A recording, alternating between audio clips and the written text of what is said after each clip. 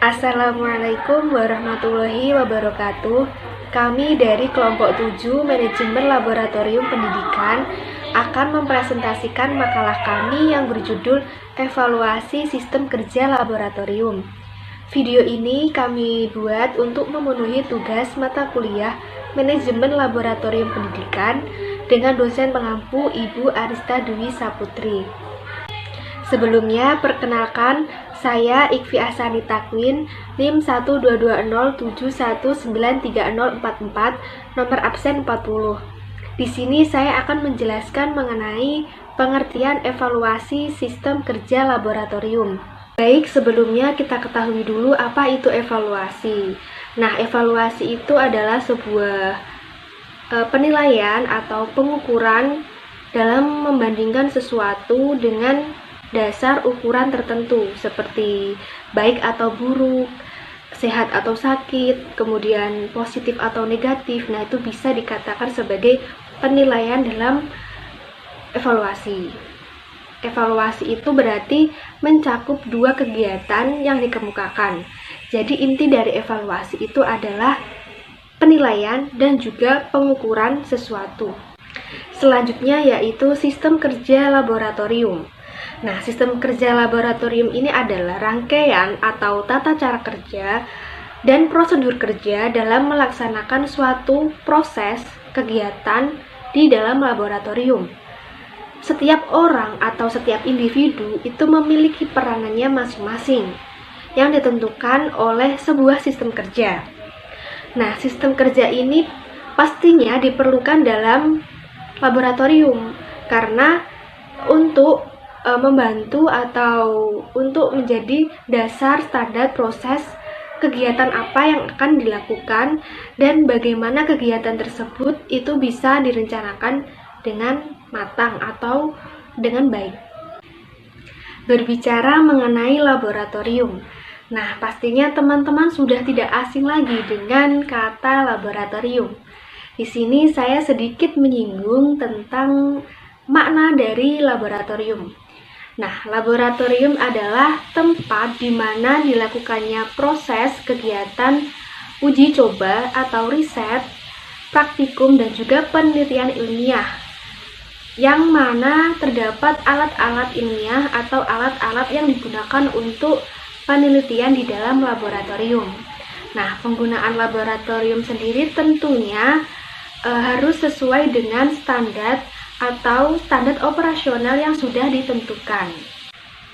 Evaluasi kegiatan laboratorium dapat dilakukan berdasarkan data-data dari pelaksanaan kegiatan laboratorium, seperti melihat daftar hadir, daftar pemakaian laboratorium, daftar penggunaan alat-alat laboratorium, dan juga daftar peminjaman alat-alat laboratorium. Kegiatan evaluasi itu seperti kegiatan evaluasi monitoring. Nah, monitoring di sini yaitu bertujuan untuk mengetahui keterlaksanaan dan juga ketercapaian tujuan kegiatan laboratorium yang telah direncanakan sebelumnya. Nah, dari pemaparan materi tersebut dapat disimpulkan bahwasanya evaluasi sistem kerja laboratorium itu bertujuan untuk mengetahui sejauh mana capaian target dari perencanaan yang telah dilakukan atau perencanaan yang telah dibuat sejak awal periode penyelenggaraan kegiatan praktikum ini dan juga penelitian. Nah, untuk hasil evaluasi harus didukung oleh data-data yang akurat sebagai fakta pendukung dari capaian target yang telah direncanakan. Baik, sekarang dilanjutkan ke materi B, yaitu tentang sistem kerja laboratorium. Nah, sistem kerja adalah suatu rangkaian atau pola tentang tata kerja dan prosedur kerja, yaitu menjelaskan tentang bagaimana pekerjaan itu dilakukan, bagaimana melakukan pekerjaan dengan benar, bagaimana melakukan pekerjaan yang efektif dan efisien. Nah, seperti itu. Kemudian, kenapa pentingnya sistem kerja pada laboratorium? Nah, pertama kita harus mengetahui yang namanya laboratorium. Laboratorium adalah tempat untuk meneliti guna mendapatkan ilmu, artinya mendapatkan ilmu-ilmu baru tentang penelitian.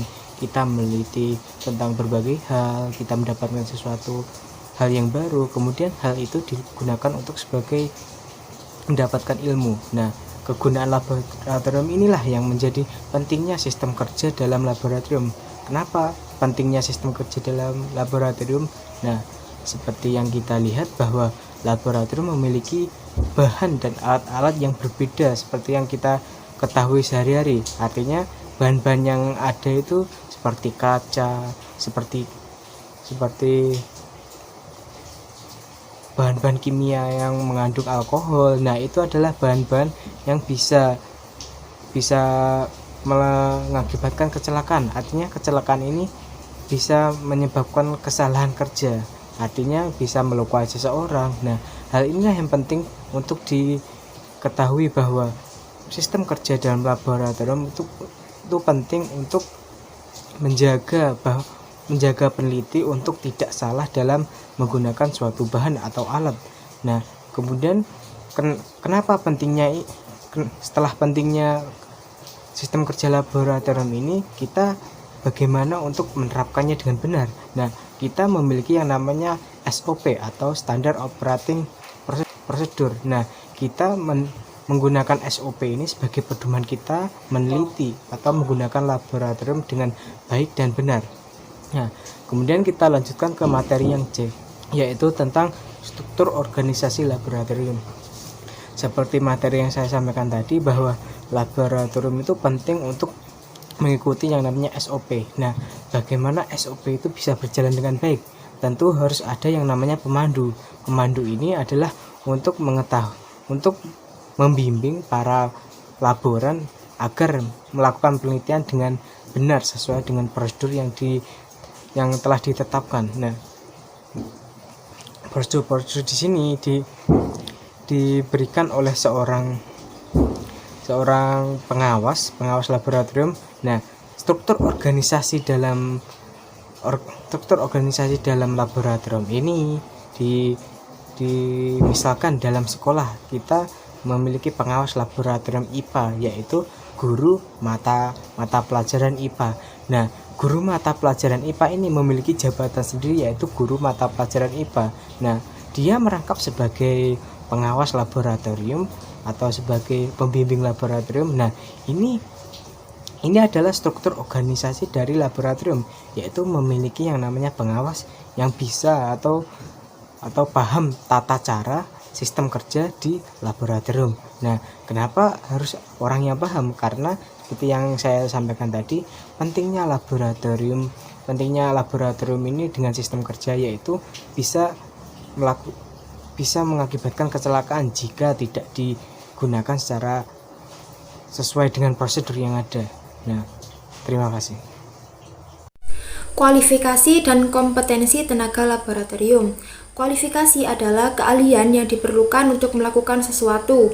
Undang-Undang Nomor 14 Tahun 2005 tentang Guru dan Dosen Pasal 1 Ayat 9 menggunakan istilah kualifikasi akademik yang didefinisikan sebagai ijazah jenjang pendidikan akademik yang harus dimiliki oleh guru atau dosen sesuai dengan jenis, jenjang, dan satuan pendidikan formal di tempat penugasan.